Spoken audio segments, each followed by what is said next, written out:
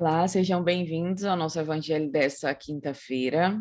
Mais uma vez nós estamos reunidos buscando nas luzes oferecidas pelo Evangelho segundo o Espiritismo para o nosso aprendizado.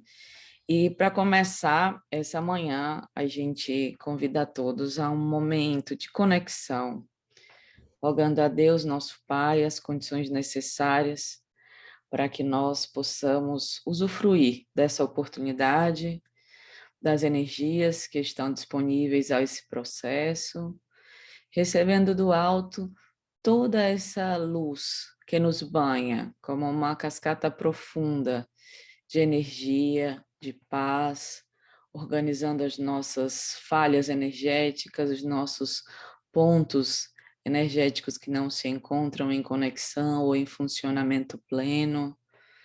Vamos aceitar esse amparo, vamos aceitar que venha do alto esse cuidado amigo para nos organizar e nos preparar em corpo, mente e alma para esse estudo dessa manhã. Agradecendo os certos de todo esse amparo, nós rogamos também toda a assistência dos bons espíritos para o estudo dessa manhã. Muito obrigada, que assim seja. Que assim seja. Para a gente começar as reflexões dessa manhã, vamos ler a mensagem de Joana de Ângeles do livro Vida Feliz, psicografia de Divaldo Franco. Se cordato sempre. É melhor perderes algo numa disputa do que te engalfinhares numa luta mais prejudicial que te trará danos maiores. Não se trata de ter medo, porém de possuir sabedoria. O homem pacífico é feliz, e as quinquilharias não o podem perturbar. O problema é de eleição, que será melhor ganhar uma altercação para não ser ignorante ou bobo, ou perdê-la sendo prudente e sábio. A cordura sempre vence. O que não logra exteriormente, consegue em paz interna.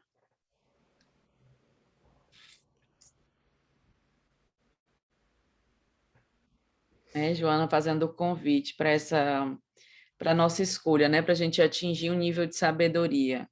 E o nível de sabedoria, né? É um nível que, na verdade, ele está superior a todos os medos, né? Não tem medo no nível de sabedoria.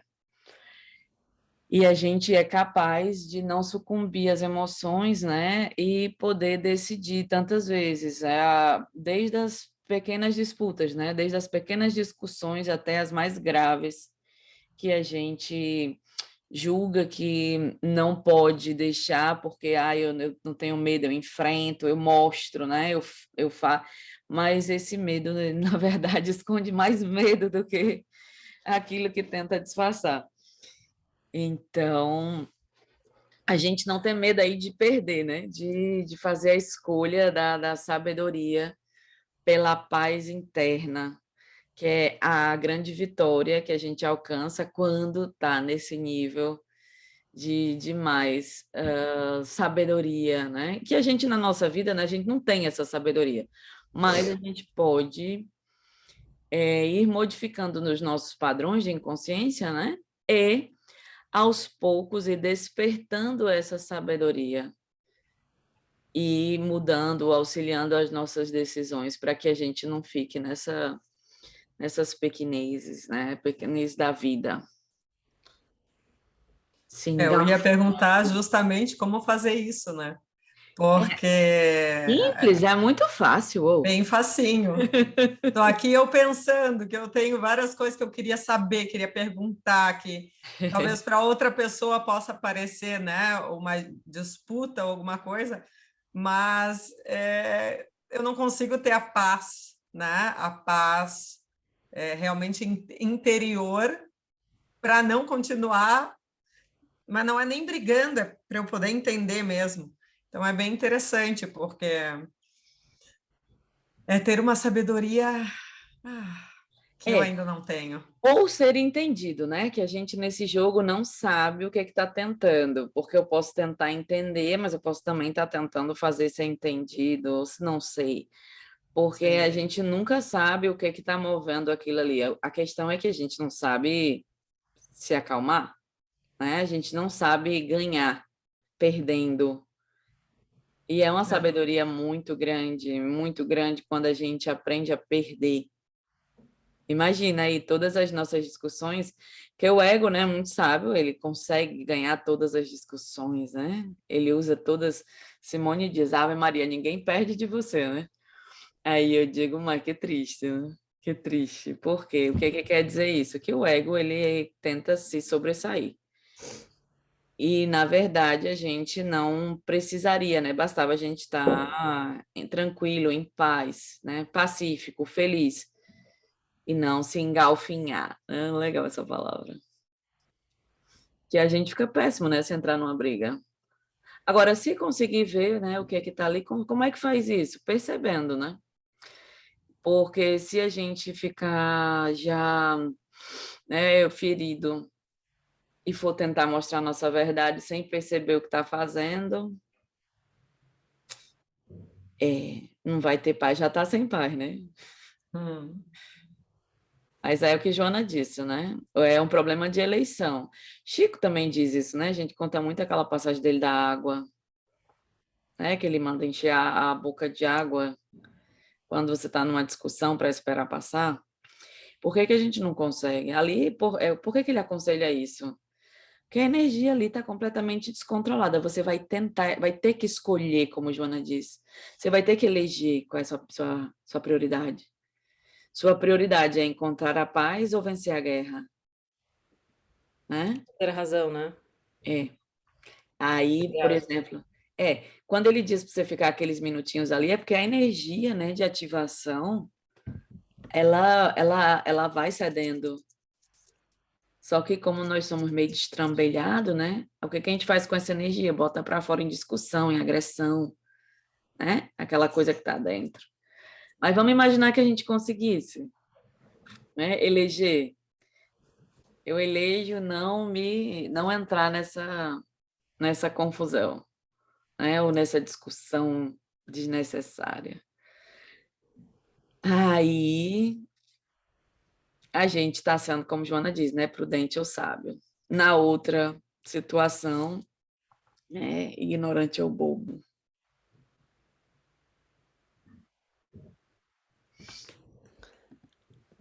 Joana. Esse texto está cheio de palavras difíceis, tem umas que eu nem entendi. Sim, eu já estava olhando. Joana tem dessas, né? Ela diz, se quiser que estude. É isso aí. Vamos, então, os inimigos desencarnados. Qual é o capítulo que a gente está, Mar? 11. No 11? Deixa eu ver aqui. Amai os vossos Não, 12, inimigos. desculpa. 12, amai os vossos inimigos. Facinho. Ops. É esse, né? Os inimigos desencarnados, era um pouco abaixo. Sim. Não sei se foi para cima ou para baixo. O espírita tem ainda outros motivos para ser indulgente com os seus inimigos. Eu diria, o espírita tem ainda mais responsabilidade. Em primeiro lugar, ele sabe que a maldade não é um estado permanente dos homens, que ela se deve a uma imperfeição momentânea e que, assim, como a criança se corrige dos seus defeitos, o homem mau reconhecerá um dia os seus erros e se tornará bom. Sabe também que a morte apenas o livra da presença material do seu inimigo, já que este pode persegui-lo com o seu ódio, mesmo depois de haver deixado a terra. Que assim a vingança falha ao seu objetivo, visto que, ao contrário, tem por efeito produzir maior irritação, capaz de passar de uma existência a outra. Cabia ao Espiritismo provar, por meio da experiência e da lei que rege as relações entre o mundo visível e o mundo invisível, que a expressão extinguir o ódio com o sangue é radicalmente falsa, e que a verdade é que o sangue alimenta o ódio, mesmo no além-túmulo. Cabia-lhe, por conseguinte, dar uma razão de ser positiva e uma utilidade prática ao perdão e ao sublime preceito do Cristo: amai os vossos inimigos. Não há coração tão perverso que, mesmo sem se dar conta, não se mostre sensível ao bom proceder. Mediante o bom procedimento, tira-se, pelo menos, todo pretexto às represálias. De um inimigo pode-se fazer um amigo antes e depois de sua morte. Com um mau proceder, o homem irrita o seu inimigo, que então serve de instrumento à justiça de Deus para punir aquele que não perdoou. Podemos, pois, ter inimigos entre os encarnados e os desencarnados. Os inimigos do mundo invisível manifestam sua malevolência pelas obsessões e subjugações, que têm vitimado tanta gente e que representam uma variedade nas provas da vida. Tais provações, como as demais, concorrem para o adiantamento do ser e devem ser aceitas com resignação e como consequência da natureza inferior do globo terrestre. Se não houvesse homem maus na Terra, não haveria espíritos maus à sua volta. Se, portanto, devemos usar de benevolência com os inimigos encarnados, assim também devemos proceder com relação aos que estão desencarnados.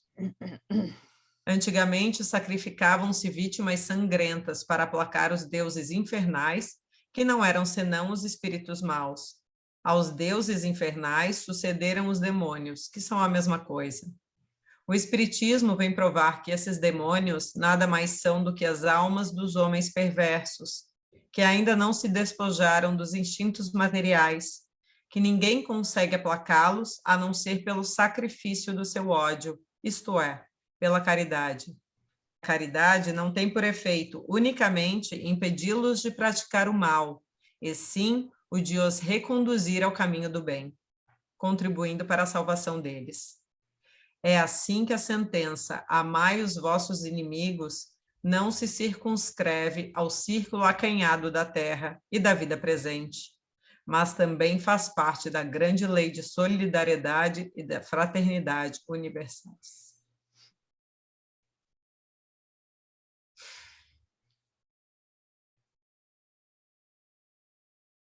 Vai amar os obsessores a partir de hoje, hein?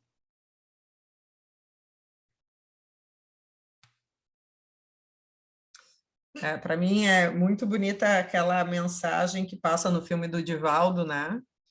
Com o obsessor dele, que é uma vida mesmo que está ali, né? O Divaldo encarnado e o obsessor desencarnado, e ele, obviamente, no começo sem entender, com medo e tudo mais, e quando ele realmente entende, ele passa a tratá-lo com amor mesmo, né? Sendo cuspido na cara, ou enfim. E ali realmente a gente vê que não tem hora, não tem lugar, e a primeira frase, de novo, do texto que coloca, né, como espíritas, nós temos ainda mais responsabilidade, porque a gente sabe, né, a gente tem, digamos, essa possibilidade, esse conhecimento, e aí, neném, com o conhecimento vem mais responsabilidade, né, e aí o que a gente faz com ela? Trabalha, menininha, trabalha. Né? No caso do Divaldo, é bem interessante, porque nessa experiência dele com Máscara de Ferro, vai terminar culminando com aquele coração que começa a ver com outros olhos, né? Quando ele recebe a mãe dele como filha adotiva lá na Mansão do Caminho. Mas, assim, fica bem claro no texto, né, que assim, a condição da Terra, se na Terra não existisse, nós estamos um mundo de provas, né? Em uma próxima condição do globo vai ser diferente, a gente não vai ter mais tanta necessidade. Quantas pessoas não sofrem de mediunidade, né, no sentido da mediunidade que não é para ser um sofrimento, mas por não ser uma coisa que ela consegue gestir e controlar a partir ainda das suas dificuldades interiores, né? O quanto não se tornam provas dificílimas, porque vai ser alvo ali de obsessões, né? De obsessões todos nós somos, né? Mas de subjugações num nível ainda mais grave, mas que a obsessão ela tem vários níveis. Então, desde o leve até a subjugação completa, onde a pessoa não tem mais nenhum domínio.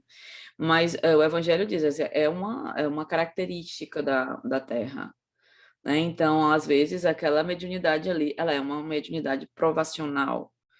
Então, a pessoa sente, ela vive mais aquela situação por prova. Mas assim, para o Divaldo, né, que é um caso completamente oposto, que é um espírito que está na Terra, né, conseguindo fazer o seu trabalho de desenvolvimento moral, de auxílio, tudo, mas ele também passa por várias provações, né? Se você ler as biografias, que a gente, quando estuda Joana, tem uma recomendação de ler as biografias de Divaldo e de Joana.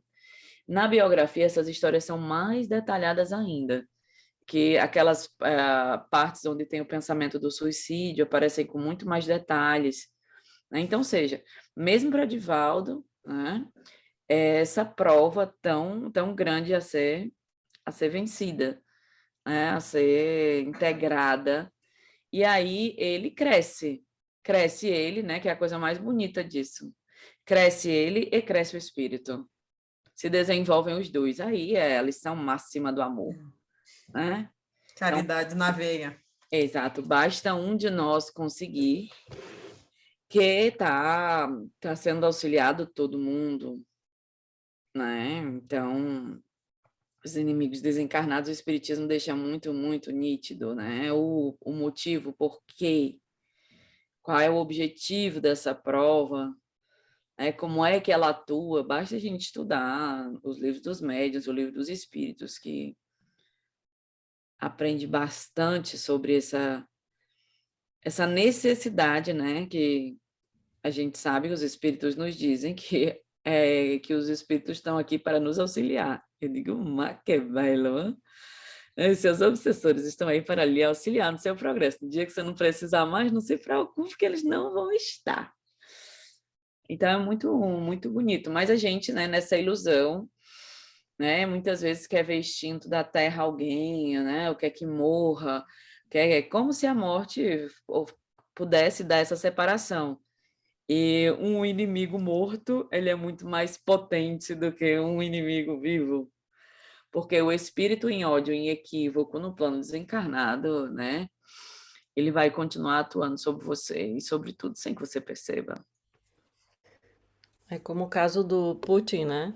Que muita gente deseja várias coisas, né? Que morra, que desapareça, que isso e que aquilo. E a gente às vezes não se dá conta que só o amor salva, né? Então, as nossas preces deveriam ser para que essa pessoa tenha cada dia mais luz, mais discernimento, né? Para que consiga ver as coisas com um pouco mais de clareza. Se a gente continuar jogando esse tipo de energia, na verdade, a gente está fazendo o quê? A guerra ou a paz? Também, né? Eu diria não só Putin, né? É Bolsonaro, Sim, é tô dando um Lula, exemplo, né? Porque eu né? escutei muita gente falando isso na academia, até as senhoras indignadas, gente, né? E a gente faz isso todos os dias com tudo, né? Que a gente tem Exato. dificuldade Mas com. imagina aí, se a gente desejar a morte, né, do cara, a gente é o quê melhor do que ele, né? É isso que eu tô Exato. dizendo, a É. guerra tá dentro da gente não consegue ver isso, né? Mas a gente acha que é justo desejar a morte do mal, Sim, né? porque ele é mau, Exato, né? ele é mau. É. E É aí justo. a gente que, né, quando ainda não está no autoconhecimento, aí não consegue entender o porquê que aquilo nos afeta tanto, e aí não se trabalha, e não se aprimora, e não se desenvolve, e continua tudo do mesmo jeito, né?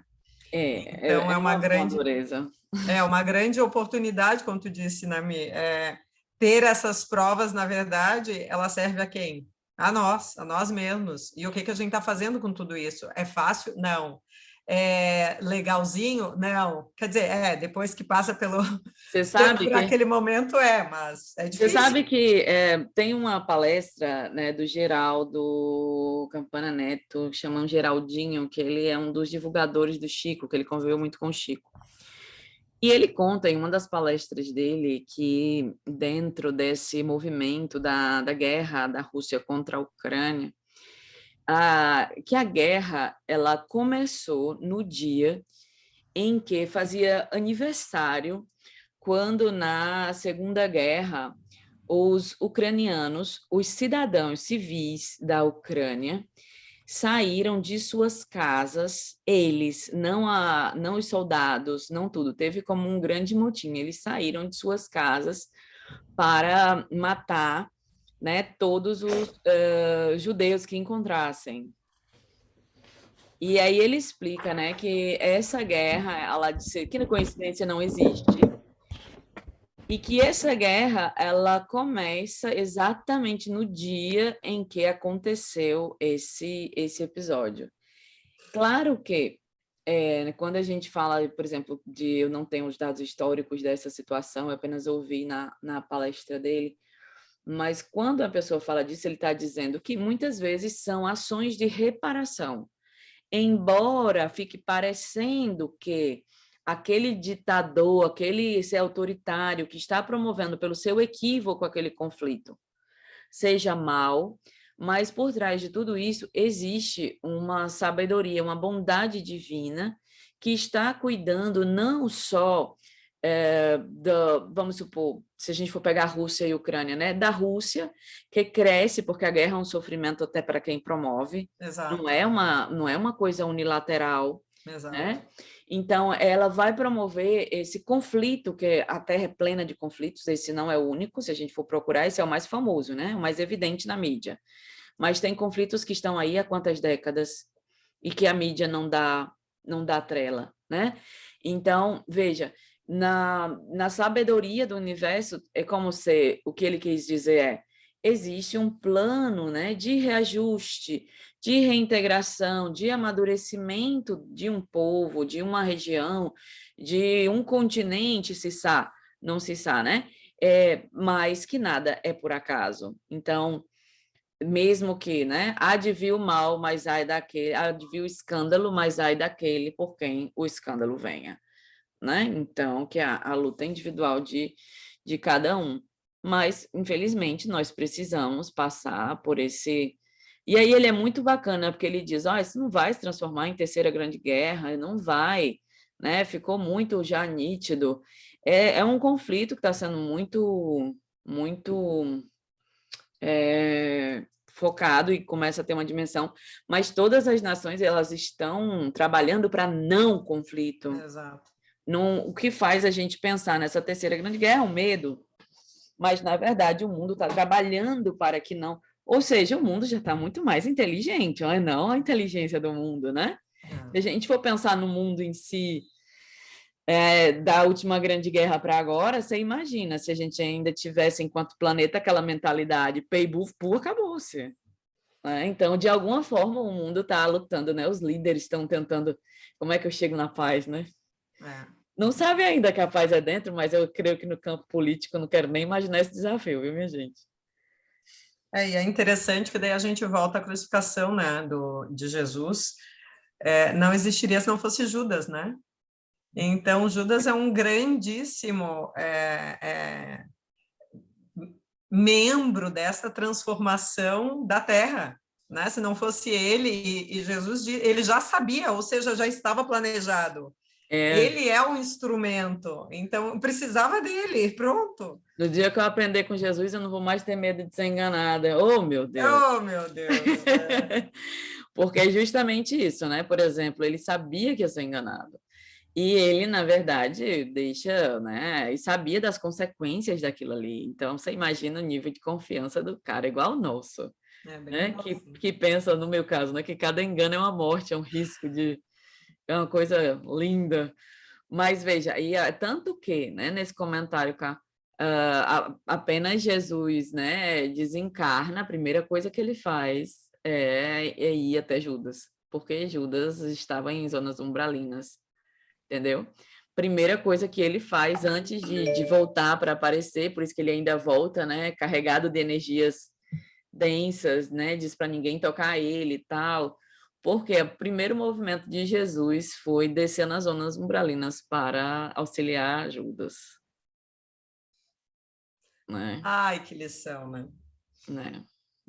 Parece a gente, enganou, morre, mata, que quer que vá para o inferno. Igual o evangelho de hoje, né? O inimigo desencarnado, quero que morra mesmo, aquele não sei o que lá. Meu Deus.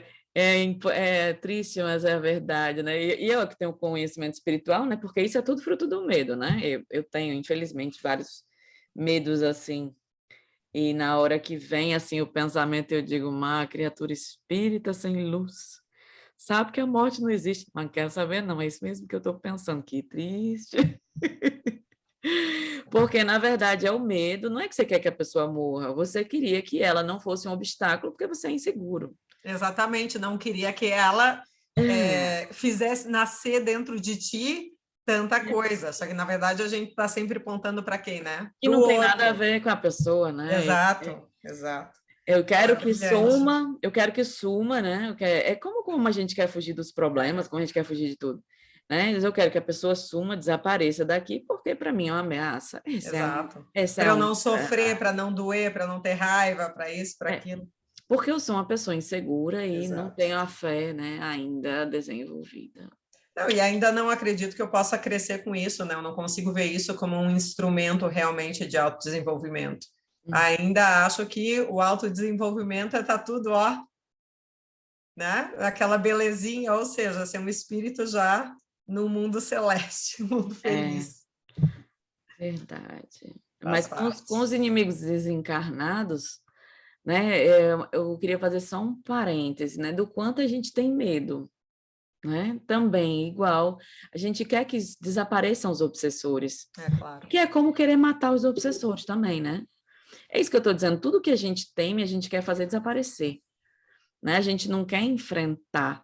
Então, quantos e quantos espíritas eu conheço, e eu também já tive e tenho. Toda vida que eu digo que eu estou melhor do medo dos obsessores, aí me acontece uma prova que é para me mostrar que eu ainda tenho medo. Eu morro de medo de falar, sabe? Porque quando eu falo, é mesmo que eu estava vendo o plano todinho para ver criança sem luz, presta atenção, tu ainda tem medo. Eu digo, Vamos ver mesmo. aí eu já Vamos estou fazer com medo antes de falar da prova, entendeu? Mas eu já sofri muito mais quando tinha menos consciência, né? Então, por quê? Porque a sociedade, ela é assim, ela se assusta com o mundo espiritual. Nós, dentro de nós, não temos essa ainda confiança, né? Não temos o controle. E aí fica nesse ódio, como se os obsessores fossem comandar nossas vidas.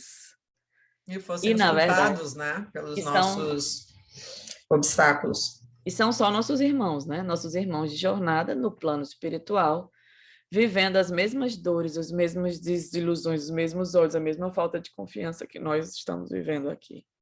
E para mim, uma frase que me fez realmente ampliar a consciência foi quando alguém disse em algum estudo: você já esteve naquele lugar, então eu já fui o inimigo desencarnado. Sim. Ali que porque realmente eu tinha essa visão, né? Obsessor, né? Espírito mal, rarará. Quando eu ouvi, a primeira vez que eu ouvi essa frase numa palestra, cara, aquilo eu disse assim, gente do céu, não é possível, não quero acreditar. E aí, para começar a ampliar a consciência disso e dizer, Jesus, e quem me diz que eu não vou desencarnar agora e não vou virar o obsessor de alguém de novo? E volta para a mensagem de Joana, do início. Quando a gente está naquelas confusões, a gente é uma obsessão encarnada. Encarnado. É Então, pior. nada me impede que eu vou ser um inimigo desencarnado, ainda nessa encarnação. Se a gente eleger um inimigo, né? Se a gente eleger um inimigo para as nossas frustrações, a gente passa a obsediar aquela pessoa encarnada. Pode prestar atenção, mesmo que seja em pensamento. Exato. É triste, mas esse aspecto ainda existe dentro de nós. E pensamento, de novo, né? Repetindo, energia, vibração. Então, pensou, já está mandando. Então, não tem jeito, não tem para onde fugir. É refletir mesmo e começar a pensar aonde que eu estou sendo. Porque não é se eu estou sendo, é quando, como e onde. Eu consigo ver bem direitinho, ô Senhor, ô mãe. E é difícil de lidar, né? Difícil de lidar, mas é uma coisa que a gente precisa aprender a transformar. Como Joana disse, é uma decisão. Às vezes a gente quer continuar alimentando o mal. A gente sabe qual é a decisão para tomar. A gente não quer tomar a decisão. É porque é uma decisão que vai impor nós tomarmos responsabilidades por Autossacrifício. nós mesmos. Muita coisa aí. Isso aí. Mais alguma coisa, meninas? Então vamos nos encaminharmos para o nosso encerramento, fechando os nossos olhos e refletindo sobre tudo isso que o Evangelho nos trouxe hoje e a mensagem de Joana inicial, que se a gente ainda não consegue se calar e refletir, se a gente ainda está entrando nessas guerras de todas as maneiras, que pelo menos a gente consiga ver que estamos entrando e que também somos ainda esta pessoa da guerra, ainda que seja uma guerra silenciosa, ainda que seja uma guerra interna, porque esse vai ser o único caminho da gente saber quem é e ir em busca dessa transformação, desse aprendizado, dessa maturidade emocional que a nossa alma veio buscar nessa vida, que a nossa alma está atraindo todos os desafios para que a gente aprenda, para que a gente se desenvolva, para que a gente crie cada vez mais fé, confiança na vida e em nós mesmos. Então pedimos que os nossos amigos espirituais que estão aqui trabalhando em prol desse estudo, em prol do nosso desenvolvimento moral, que sempre estejam ao nosso lado, nos ajudando, nos dando o apoio que cada um de nós precisa para esse desenvolvimento, para que a gente não desista e siga na estrada do bem, na estrada do aprendizado, na estrada que Jesus nos ensinou e deixou esse legado tão lindo. Agradecemos a toda a equipe espiritual que está aqui ajudando e que toda semana está aqui vibrando para que esse estudo continue, para que a gente fique cada dia mais saudável em todos os sentidos. Muito obrigada a todos e, se Deus quiser, semana que vem estamos aqui de novo. Boa semana.